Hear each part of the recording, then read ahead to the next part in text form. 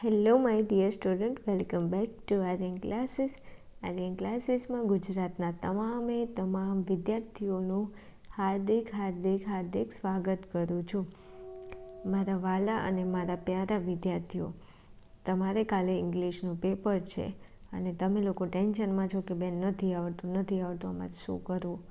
તો ચિંતા કરવાની જરૂર નથી. મારાથી જેટલી બને છે થાય છે એટલી કોશિશ કરું છું હું તમને મદદ કરવાની, કારણ કે હું એકલી છું અને વિષય વધારે છે તો હું કેટલું પહોંચી વળું એમ. એટલે તમને અહીંયા કહી દઉં ખાસ કે જેટલું મારાથી થાય એટલું હું તમને કરાવું છું. બાકી થોડું તમે તમારી રીતે થોડી મહેનત કરજો. આ 100% પોસિબલ થશે તો હું તમને પેપર સોલ્યુશન છે ને જે IMP એવું છે તો આપી દઈશ, પણ તો બી તમે થોડું તમારી રીતે થોડી મહેનત કરી લેજો. હવે આજે હું તમને ફંક્શન ભણાવવાની છું, જે તમને વિભાગ એમાં પૂછાય છે. ખબર છે? તમે મારા ઉપર એકવાર દિલથી અને દાનતથી 100%, 1000%, કેટલા 1000% તમે મારી પર વિશ્વાસ કરી લો. 3માંથી 3 માર્ક્સ તમારા આવી જશે. 1 માર્ક્સ તમારો નહીં કટ થવા દો. મારી પર થોડો વિશ્વાસ કરી લેજો. જો કે વિશ્વાસ તો બધા અઢળક કરે છે અને બધાનો પ્રેમ બહુ અઢળક છે. મારા દરેક ગુજરાતના તમામ વિદ્યાર્થી જે મારી માટે સારી એવી કોમેન્ટ કરે છે, એ દરેક વિદ્યાર્થીને થેન્ક યુ વેરી મચ. ભાઈ બધાને દિલથી થેન્ક યુ સો મચ. આવો ને આવો સાથ સપોર્ટ આપતા રહેજો તો તમારી એક્ઝામ પૂરી થાય ત્યાં સુધી તમારા દરેક સબ્જેક્ટમાં હું તમને હેલ્પફુલ થતી રહીશ. ઓકે, ચલો હવે શરૂઆત કરવી છે. તમારી એક્ઝામની અંદર તમને ખબર છે કે તમારા ઇંગ્લિશની અંદર તમને ફંક્શન પૂછાય છે 12 માર્ક્સમાં.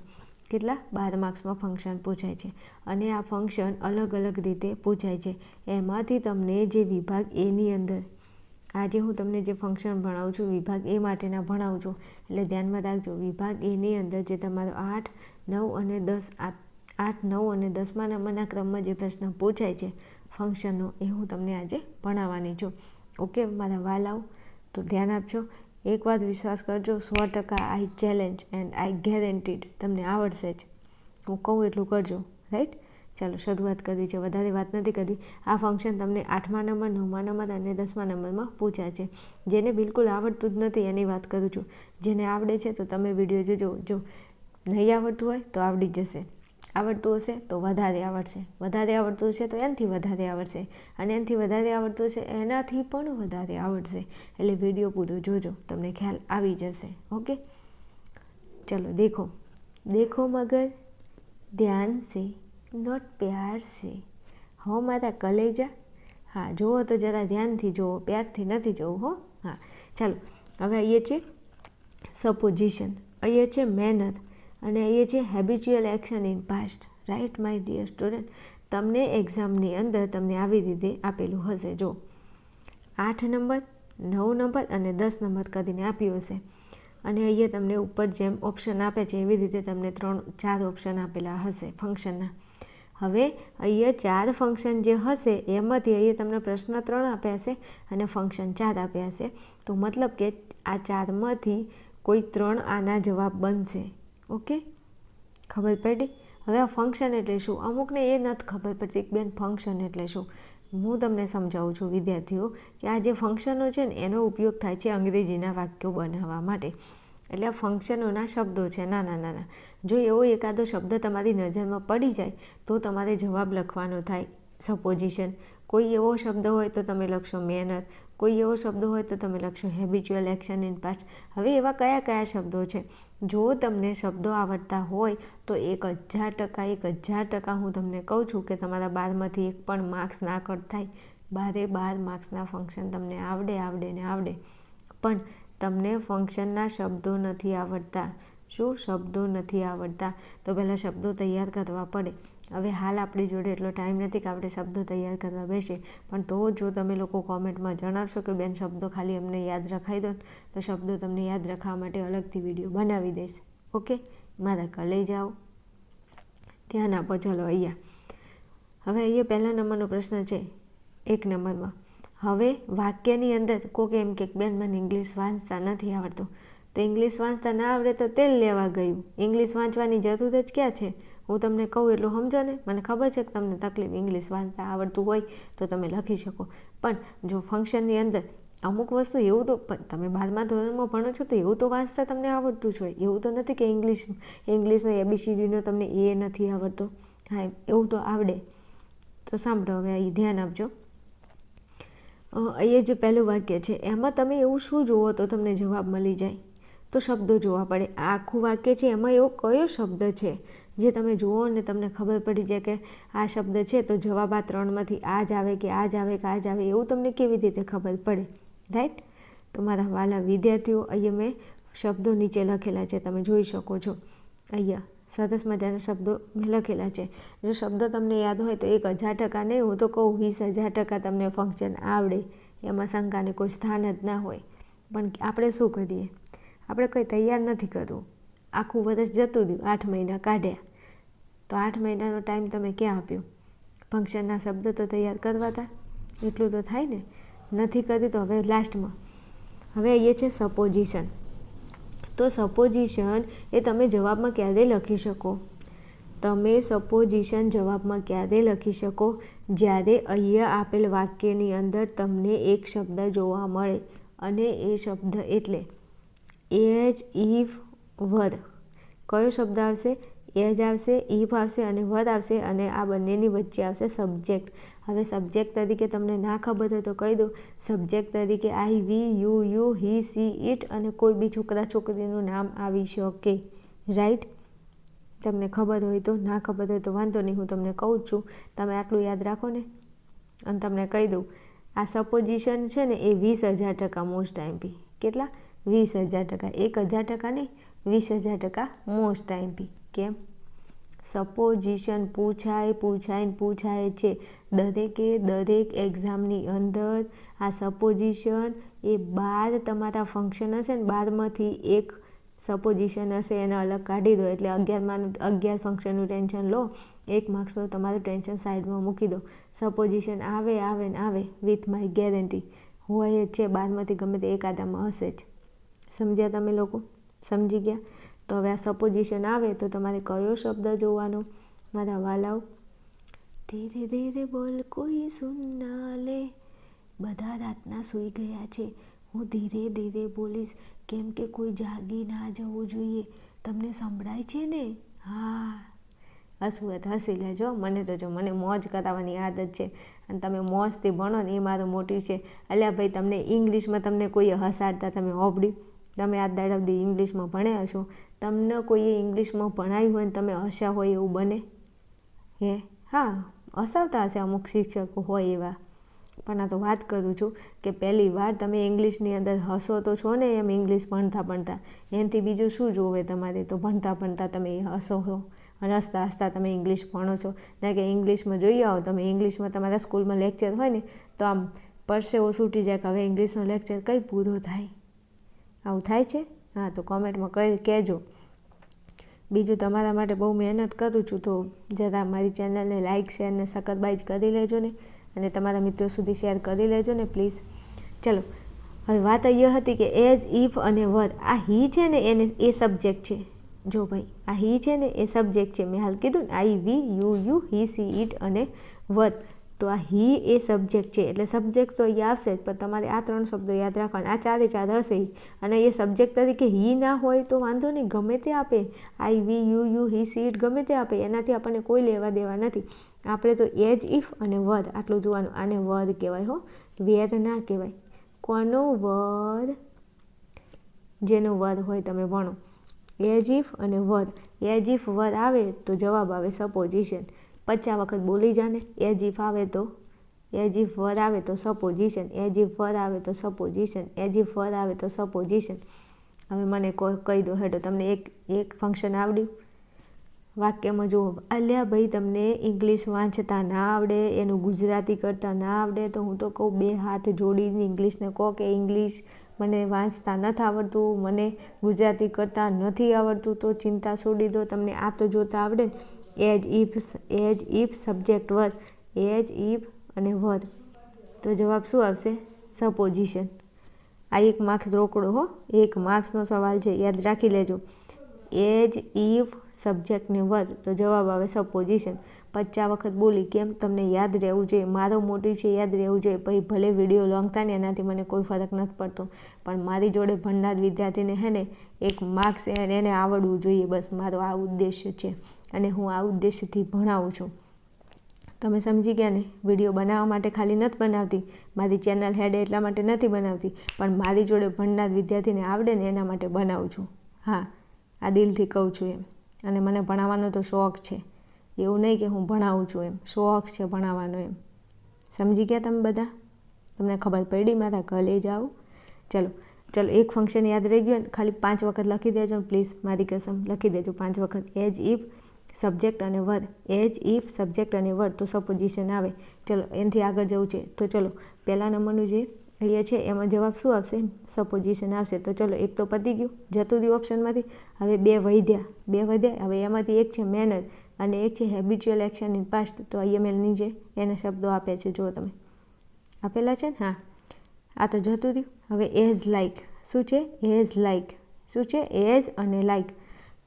તો દરેક મારા વાલા વિદ્યાર્થીઓ, તમારે નહીં કહેતા હું આને બહુ લાઇક કરું છું, પણ એકચ્યુઅલી છે ને તો શું કહેવું હવે.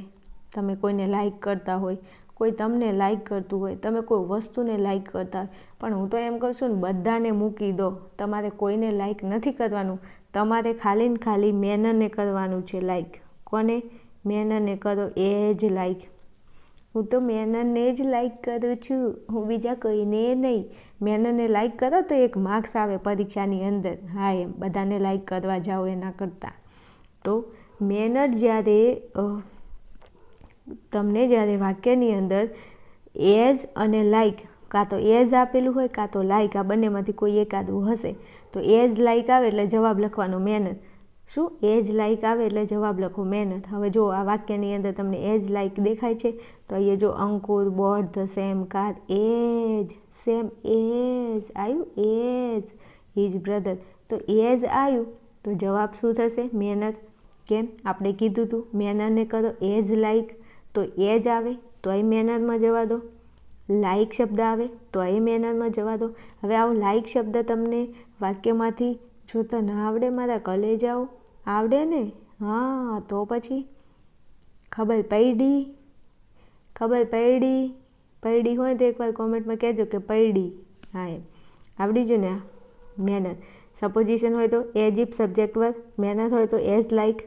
એટલે 2 ફંક્શન તો આવડી ગયા હાલ ને હાલ. તો ચિંતા કઈ વાત નહીં, તમે છો, અમારે શું ચિંતા. એજ, ઇફ, સબ્જેક્ટ વર્બ આવે તો સપોઝિશન, એઝ લાઇક આવે તો મહેનત. તો અહીં આવ્યું એઝ, તો જવાબ આવશે મહેનત.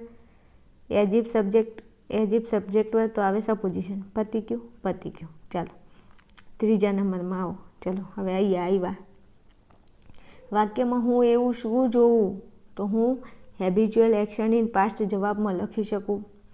મારે વાક્યમાં શું જોવાનું છે, તો હું જવાબમાં habitual action in the past હું લખી શકું.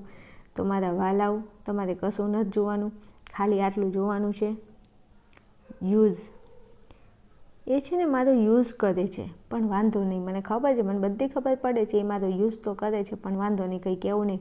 અમુક લોકો એવા હોય કે જે ઉપયોગ કરવાવાળા હોય, ખાલી બસ આમ એનો સ્વાર્થ હોય ને ત્યાં સુધી આપણી જોડે સારું બોલે. ભાઈ એ ભાઈ હોય, બેન હોય કે ચાહે કોઈ પણ હોય. તો યુઝ એ શબ્દ તમને આવડે છે, ખાલી પાછળ યાદ રાખો ઈડી અને ટુ. તો યુઝડ ટુ. શું? Used to.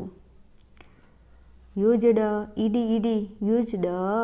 શું યાદ રાખશો? યુઝડ. અને આ યુઝડ આવે તો જવાબ આવે હેબિચ્યુઅલ એક્શન ઇન પાસ્ટ. જો ઘણીવાર તો હું એને એકદમ દેશી ભણાવીશ, કેમ ખબર છે? કારણ કે મારા વાલા વિદ્યાર્થીઓ ગામડાના ખૂણેથી જોવે છે અને એમને એકચ્યુઅલી છે ને ઓલી સ્માર્ટનેસ નથી ગમતી, અને મને સ્માર્ટલી ભણાવવું નથી ગમતું. મને એકદમ દેશી ભાષામાં ભણાવવું ગમે છે. કેમ ખબર છે? કારણ કે મારા વિદ્યાર્થીને ખબર પડવી જોઈએ. હા, ફેશનમાં ભલે આપણે એકચ્યુઅલી છે ને, તો એકચ્યુઅલી એમાં એવું છે ને કે હા, એમાં જાહેર જીવનમાં આપણે જે બી કરતા હોઈએ એમ મસ્ત ફેશનમાં એમ, પણ ભણાવવામાં આ રીત મને બહુ સરળ પડે છે. તો તમને આવડી ગયું. યુઝડ આવે તો હેબિચ્યુઅલ એક્શન ઇન પાસ્ટ. હવે અહીંયા બેઠેલો જે મારો વિડીયો જોઈ રહ્યો છે વિદ્યાર્થી, પરીક્ષાની અંદર કદાચ યુઝડ જોઈ જાય તો એને યાદ આવે કે બેને કીધું તો ભાઈ, કીધું તું યુઝડ આવે તો હેબિચ્યુઅલ એક્શન ઇન પાસ્ટ જવાબ આવે ને આવે જ. યાદ રહેશે. યુઝડ ટુ આવે તો જવાબ શું લખશો? Habitual action in past. As if અને વર તો લખશો સપોઝિશન. મેનને કરો એઝ લાઇક, આટલું લખી દેજો, યાદ રહી જશે. 3 ફંક્શન મેં તમને શીખવાડે, મતલબ 3 માર્ક્સ તમારા સિક્યોર થઈ ગયા અહીંયા. એમાં 1 માર્ક્સ તો ફાઇનલ સપોઝિશનનો આવશે. મહેનત એ ફાઇનલ પૂછાય જ છે, મહેનત બી ફાઇનલ પૂછાય જ છે. અને હેબિચ્યુઅલ એક્શન ઇન, આ 3 મેં અહીંયા લીધેલું દરેક ફંક્શન તમને એક્ઝામની અંદર જોવા મળશે. સમજી ગયા? હું એવું નથી કહેતી કે આ વાક્યો જોવા મળશે, નહીં. હું તમને જે શીખવાડું છું, જે પદ્ધતિ, કે તમારે વાક્યમાંથી શું જોવું, શબ્દો કેવી રીતે જોવા અને જવાબ કેવી રીતે શોધવો. તમે આને ગોખવાની કોશિશ નહીં કરતા, આ જે વાક્યો આપે ને એને નહીં ગોખતા. હું તમને જે ભણાવું છું ને કે આવો શબ્દ આવે, વાક્ય દુનિયાના છેડાનું કોઈ પણ વાક્ય આપે એનાથી આપણે કોઈ લેવા દેવા નથી. વાક્યને ટાટા ને બાય બાય, આપણે એમાંથી શબ્દો શોધવાના. સમજ્યા? એક વાત ફરી, એઝ ઇફ સબ્જેક્ટ વર આવે તો જવાબ શું લખશો? સપોઝિશન. એઝ લાઇક, મેનરને કરો એઝ લાઇક તો મેનરને કરી નાખો એઝ લાઇક.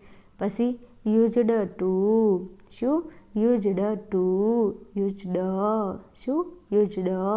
તો આ ડ આવે તો હેબિચ્યુઅલ એક્શન ઇન પાસ્ટ. આગળ જવું છે, આટલું સમજી ગયા? 3 ફંક્શન આવડી જાય ને તો મારા કલેજા એક વાત કોમેન્ટ કરી દે ને કે બેન 3 ફંક્શન કમ્પ્લીટ, તો હું આગળ જાઉં. ચાલો હવે બીજા 3 ભણાવું છું, ધ્યાન આપજો ભાઈ. બીજા 3 ભણાવું છું, ધ્યાન આપજો. એક છે પર્પઝ. પ્રપોઝ નથી લ્યા, તને કેમ પ્રપોઝ જ દેખાય છે? બસ જાણ હોય ત્યાં પ્રપોઝ. પર્પઝ છે. પર્પઝ એટલે હેતુ થાય. પર્પઝ એટલે શું થાય? હેતુ થાય. પછી રિઝલ્ટ એટલે પરિણામ. સજેશન એટલે સલાહ. કોઈને સજેશન ના અપાય અત્યારના જમાના પ્રમાણે. તો આ 3 શબ્દો છે, આ 3 ફંક્શન છે. હવે આ ફંક્શનના તમારે શબ્દો યાદ રાખવાના છે. જો શબ્દો તમને આવડશે તો ફંક્શન 1000% આવડે. ચલો, તો એ છે પર્પોઝ, રિઝલ્ટ અને સજેશન. ચાલો જોઈ લઈએ, એના શબ્દો જોઈ લઈએ તો પછી તમને આ વાક્યમાં ખબર પડે. હવે પહેલાં આપણે જોવાનું છે પર્પઝ. તો પર્પઝના શબ્દો મેં અહીંયા નીચે લખેલા છે, જુઓ તમે. આ રહ્યા પર્પઝના શબ્દો, દેખાય છે તમને? આ રહ્યા પર્પઝના શબ્દો. તો પર્પઝના શબ્દોમાં તમારે યાદ શું રાખવાનું છે? In order to, with a view to. To વાળા પહેલાં યાદ રાખો. In order to, with a view to. મારા ક્લાસમાં ભણતા વિદ્યાર્થીઓને તો 50 વખત લખાઈને તૈયાર કરાવું, ના કેમ આવડે? ઇન ઓર્ડર ટુ અને વિથ અ વ્યૂ ટુ. તો જો તમે વાક્યમાં ઇન ઓર્ડર ટુ અને વિથ અ વ્યૂ ટુ દેખાય તો સીધો જવાબ લખી દેવાનો પર્પઝ. સમજી ગયા? તો હવે આ તમારે શબ્દો યાદ રાખવાના છે, તો આપણને ઉપરના વાક્યોમાં ખબર પડશે. In order to, with a view two, પછી ઇન ઓર્ડર ધેટ ને સો ધેટ. જો 2 ધેટવાળા છે અને 2 ટુ-વાળા છે. ઇન ઓર્ડર ટુ અને વિથ અ વ્યૂ ટુ દેખાય તો પર્પઝ જવાબ આવે. ઇન ઓર્ડર ધેટ અને સો ધેટ દેખાય તો પર્પઝ જવાબ આવે. તો આટલું પહેલાં જોઈ લઈશું. ચાલો હું તમને બતાવી દઉં. જો અહીંયા તમે, ચલો મેં તમને જે શબ્દો બતાવ્યા ને એ શબ્દો તમારે શોધવાના છે. તો જુઓ અહીંયા આખું વાક્ય વાંચતા આવડે કે ના આવડે, ગુજરાતી આવડે કે ના આવડે, પણ અહીંયા જુઓ વિથ વ્યૂ ટુ. તો વિથ વ્યૂ ટુ આવી તો જવાબ શું આવશે? પર્પઝ. બસ આટલું કરવાનું છે, રાઈટ. પછી અહીંયા વાંચો, જો આખું વાક્ય છે એમાં જો અહીંયા ઇન ઓર્ડર ટુ. તો ઇન ઓર્ડર ટુ આવે. જો વિથ વ્યૂ ટુ આવે, ઇન ઓર્ડર ટુ આવે તો જવાબ આવશે પર્પઝ. સમજી ગયા? ખબર પડી? પછી જો અહીંયા આ વાક્ય છે એમાં જો અહીંયા છે સો અને ધેટ. આ રહ્યું ધેટ, સો ધેટ. તો જો with view to, in order two, so that, અને અહીંયા હશે ક્યાંક ને ક્યાંક સચ ધેટ. અહીંયા ટુ છે નહીં, 3 શબ્દો છે. જોઈ લીધા તમે? અહીંયા વિથ વ્યૂ ટુ એ આવે તો તમારે જવાબમાં પર્પઝ લખવાનું. આ રહી જો આ પર્પઝ. વિથ વ્યૂ ટુ આવે તો એ પર્પઝ લખશો. બીજું કહી દઉં, 1000% નહીં 20,000% પર્પઝ પૂછાય છે. પછી કહેતા નહીં કે બેને કીધું નહોતું. બીજું આ નહીં ગોખતા, વાક્યો નહીં ગોખતા. હું તમને જે શબ્દો ઉપર ભાર આપું છું, શબ્દો ઉપર ભાર લેજો તમે લોકો. જો વિથ વ્યૂ ટુ આવે તો પર્પઝ, રાઈટ. ચલો પછી ઇન ઓર્ડર ટુ આવે તો લખશો પર્પઝ.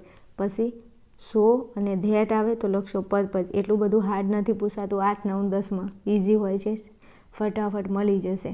તો આટલું સમજી ગયા. In order to, with a view two, so that અને સચ ધેટ. આ 4 શબ્દો આવે તો પર્પઝ જવાબ લખજો. 4માંથી કોઈ પણ એકાદો જોવા મળશે. ચલો પછી આગળ જવું છે. તો હવે રિઝલ્ટ છે બીજા નંબરે. અહીંયા જો આ છે રિઝલ્ટ, આ રહ્યું દેખાય છે ને આ રિઝલ્ટ. તો રિઝલ્ટના પહેલાં શબ્દો બતાવી દો અને પછી તમને ભણાવું. તો હવે એના શબ્દો તમે અહીંયા જોઈ લો. ટુ ટુ તારા, તારા કરતા. સમજી ગયા? ઓકે. અહીંયા છે સો ધેટ અને સચ ધેટ. હવે એવું નહીં કહેતા કે બેન અહીંયા સો ધેટ આવ્યું અને અહીંયા સો ધેટ આવ્યું તો અમે શું કરીએ. બંને તમને સાથે નહીં આપેલા હોય. ડોન્ટ વરી, ચિંતા નહીં કરતા. Too enough to. શું યાદ રાખવાનું? Too enough to. કાં તો ટુ શબ્દ હોય તો રિઝલ્ટ જવાબ આવે. ઇનફ ટુ શબ્દ હોય તો રિઝલ્ટ જવાબ આવે. સો ધેટ હોય તો રિઝલ્ટ આવે અને સચ ધેટ હોય તો એ જવાબ રિઝલ્ટ આવે. સમજી ગયા? તો આ 4માંથી કોઈ પણ શબ્દ જોવા મળે તો આપણો જવાબ આવશે રિઝલ્ટ. RESULT. ઓકે, તો જોઈ લઈએ. ચલો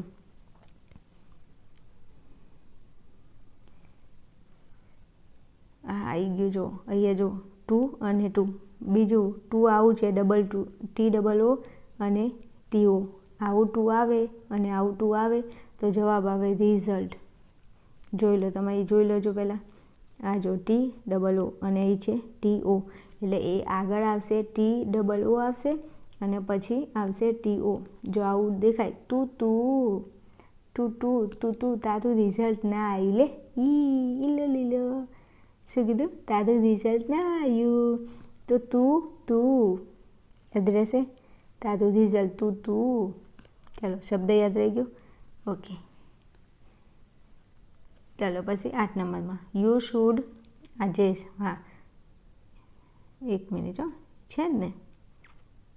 ધ શુડ. હા, ઓકે, ડન. જો અહીંયા એક જ ઓપ્શન લીધેલો છે, ટુ અને ટુ, એટલે રિઝલ્ટ આવે. પછી અહીંયા બીજા ઓપ્શન આપેલા છે, સો ધેટ અને સચ ધેટ અને ઇનફ ટુ, પણ એનું આપણે એક્ઝામ્પલ લીધું નથી. હવે સીધું પછી 7 નંબર પૂરું થાય પછી 8 નંબર છે. તો હવે 8 નંબરની અંદર તમે અહીં જોઈ શકો છો આપણું છેલ્લું જે હતું ને અહીંયા સપોઝિશન. અહીંયા જો આ સપોઝિશન. રિઝલ્ટ મેં તમને સમજાવી દીધું, પર્પઝ સમજાવી દીધું. હવે છે સપોઝિશન. તો સપોઝિશનની અંદર તમારે ખાલી માત્ર 3 શબ્દો યાદ રાખવાના છે. મારા ઘણાના હમશે યાદ રાખી લેજો.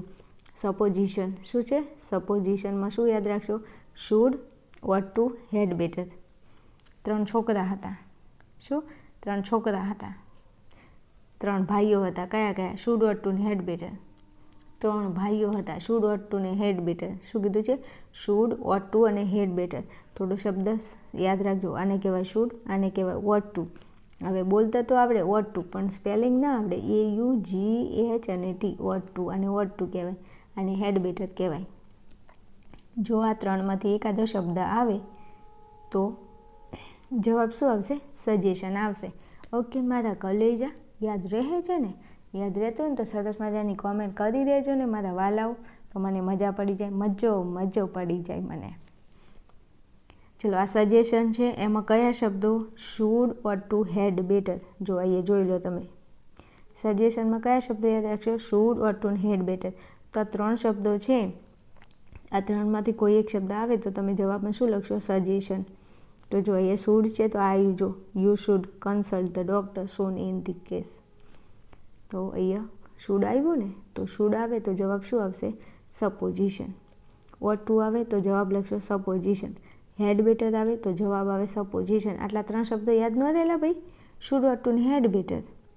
હેડ બેટા હેડ ને. શુડ, વોટ ટુ, બેટા હેડો. શુડ, વોટ ટુ અને બેટા હેડો. જોઈ જવું છે. સજેશન આપવા જવું છે, સલાહ આપવા જવું છે. કોને સલાહ આપવા જવું છે? ના અપાય કોઈને સલાહ. ચલો, સજેશન આ 3 આવડી ગયા તો હું આગળ જાઉં. ચલો હવે લાસ્ટ છે. એક તો છે ચોઈસ, એક છે અલ્ટરનેટિવ ચોઈસ અને એક છે કોન્ટ્રાસ્ટ. તો અહીંયા છે ચોઈસ. તારી પસંદ કોણ છે મને કહે ને? એકચ્યુઅલી તને કોણ વધારે પસંદ છે? છોકરો ને છોકરી જ્યારે હે ને એને એન્ગેજમેન્ટ કરવાની હોય ને એટલે આવું વળી પૂછે, તમને શું ગમે છે, તમારી ચોઈસ કઈ છે, સોની મોની ભણવાનું કરતી નહીં, ચોઈસવાળી. હા તો જો ચોઈસ, અલ્ટરનેટિવ ચોઈસ અને કોન્ટ્રાસ્ટ યાદ રહેશે. ઓકે, હવે આના પહેલાં તમે થોડા એના શબ્દો યાદ રાખી લો. ચોઈસ, હવે અહીંયા નીચે મેં આપેલા છે શબ્દો. તો વુડ રાધર ધેન, તમે ચોઈસ કરો છો, કોઈ છોકરા કોઈ છોકરીની ચોઈસ કરો છો, પણ આપણે ફંક્શન ભણવા માટે આપણે કોની ચોઈસ કરશું? તો વુડ રાધર ધેનની. કોની ચોઈસ કરશું? વુડ રાધર ધેનની. ચોઈસ કરો કોની? વુડ રાધર ધેનની. તારી ચોઈસ શું છે એકવાર કહી દે ને મને. મારી ચોઈસ છે only for would rather than. Choice કોની? વુડ રાધર ધેનની. ચોઈસ કોની? Would rather than. તો જ્યારે વુડ રાધર ધેન આવે ને એટલે ફટાફટ કોનમાં મારા શબ્દો કાલે ગુંજવા માંડશે. બેને કીધું તું ચોઈસ કરો, કોની ચોઈસ કરવાની? વુડ રાધર ધેનની. ફટાફટ ચલો જલ્દી જવાબ આવી ગયો. Wood rather than. ચોઈસ કોની કરવાની છે? Would rather than. જવાબ આવી ગયો. તો તમને વાક્યની અંદર વુડ રાધર ધેન જોવા મળે તો જવાબ લખી દેવાનો ચોઈસ. પત્યું. આલ્યું. ચલો આવી ગયા અહીંયા. જો વુડ રાધર ધેન, જો આ વુડ રાધર આવ્યું અને ધ્યાન અલગ હશે, ત્રણે ધ્યાન ભેગું નહીં હોય.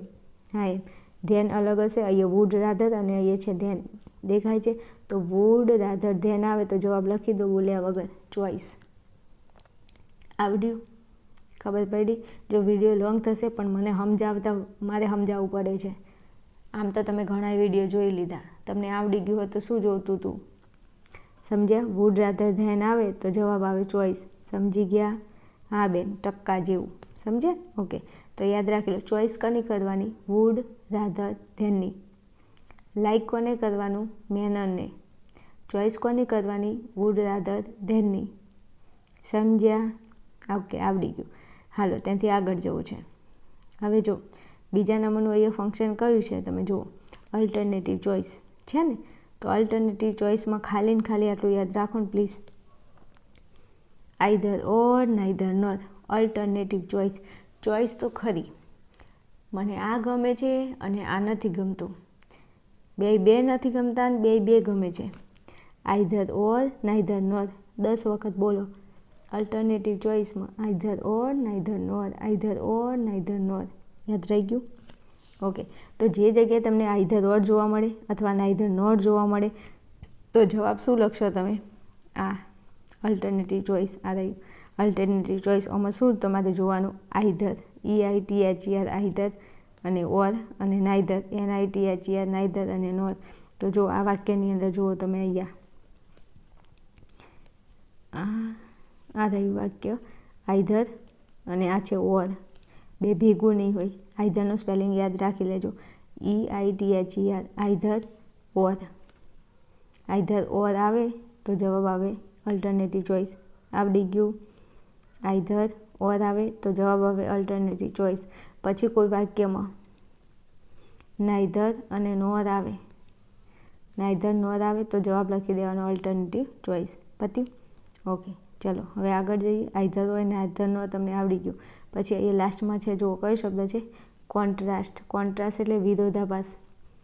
વિરોધાભાસ. કોન્ટ્રાસ્ટ એટલે શું થાય? વિરોધાભાસ. તો હવે એના શબ્દો થોડા યાદ રાખી લઈશું. ચલો શું છે શબ્દોમાં? અહીંયા આને કહેવાય ધો. આને શું કહેવાય? ધો. આને કહેવાય અલધો. આને કહેવાય અલધો. આને કહેવાય ઇવન ધો. આને કહેવાય ઇવન ઇફ. આને કહેવાય how ever, as, in spite of, despite, but yet, steel. સાંભળી લેજો. હવે થોડીક વાર્તા કહી દઉં. નોની ચકડી. બે ભાઈબંધ હતા, એ જતા હતા. સામેથી એક એમનો દુશ્મન આવતો હતો. તો આ 2 જણાએ વિચાર્યું કે ચાલ ના આજ તો પેલો એકલો છે એને ધોઈ નાખીએ. તો કે હેડ ને વાંધો નહીં, આ તો બદલો લઈ જ લઈએ એમ, ચાલ. તે સામે આવ્યો હશે એટલે આ 2 જણા બોયો ચડાવી અને આવી ગયા અને એકબીજાને શું કે ધો. પેલાને કે અલ્યા ધો, પેલાને કે ઇવન ધો. એટલે ધો ધો ધો, કપડાં ધો નહીં. શું યાદ રહેશે? બીજું આનો સ્પેલિંગ યાદ રાખજો, ધોનો. THOM ધો ન થાય. કૂતરા ભસે છે ને મને બીક લાગે છે. સાચવજો ને, તમને તો કોઈ નહીં કહે, તમે તો ક્યાં સ્ક્રીનની ઓલી સાઈડ છો ને. હા, ચલો આ છે ધોનો સ્પેલિંગ THOUGH. આવું સ્પેલિંગ તમને જોવા મળે તો તમારે જવાબમાં લખવાનું કોન્ટ્રાસ્ટ. કોન્ટ્રાસ્ટ એ ફંક્શન છે, એટલે ધો, અલધો, ધો, અલ્યા ધો, ઇવન ધો, ઇવન ઇફ. આ 4 તો યાદ રહી ગયા ને. ધો, અલધો, ઇવન ધો, ધો, અલ્યા ધો, ઇવન ધો, ઇવન ઇફ. આ રહી ધો, અલધો, ઇવન ધો, ઇવન ઇફ. 4 તો યાદ રહી ગયા. પછી how ever as. How ever as. In spite of despite. આ યાદ રહી જાય. In spite of despite, in spite of despite, in spite of despite. તો ઇન સ્પાઇટ ને ડિસ્પાઇટ એ શેમાં જશે? કોન્ટ્રાસ્ટમાં. CONTRAST, contrast. જો તમે ઇન સ્પાઇટ ઓફ ડિસ્પાઇટ જુઓ તો જવાબ લખો કોન્ટ્રાસ્ટ. તમે ધો જુઓ તો લખો કોન્ટ્રાસ્ટ. અલધો જુઓ તો લખો કોન્ટ્રાસ્ટ. ઇવન ધો જુઓ તો લખો કોન્ટ્રાસ્ટ. કોન્ટ્રાસ્ટનો મતલબ થાય વિરોધાભાસ. તો વિરોધ હોય એને આપણે ધોઈ જ નાખવાનું. કોન્ટ્રાસ્ટનો મતલબ થાય વિરોધાભાસ. તો જે આપણો વિરોધી હોય ને એને ધોઈ જ નાખવાનો તમારે. તો ધો, અલ્યા ધો, ઇવન ધો, even if, how ever as, in spite of despite. અને આ તો યાદ રહી જાય બટ યટ સ્ટીલ. શું? But yet steel. સ્ટીલ નહીં લ્યા, સ્ટીલ. સ્ટીલ નહીં, નોટ સ્ટીલ, સ્ટીલ. જુઓ ને અહીંયા, દેખો દેખો દેખો મગજ, ધ્યાન છે, નોટ પ્યાર છે. રાઈટ, સમજી ગયા મારા કલેજાઓ. એટલે બટ યટ સ્ટીલ આવે તો લખો જવાબમાં કોન્ટ્રાસ્ટ. ધો આવે લખો જવાબમાં કોન્ટ્રાસ્ટ. અલધો આવે લખો કોન્ટ્રાસ્ટ. ઇવન ધો આવે લખો કોન્ટ્રાસ્ટ. ઇવન ઇફ આવે લખો કોન્ટ્રાસ્ટ. ઇન સ્પાઇટ ઓફ આવે લખો કોન્ટ્રાસ્ટ. ડિસ્પાઇટ આવે લખો કોન્ટ્રાસ્ટ.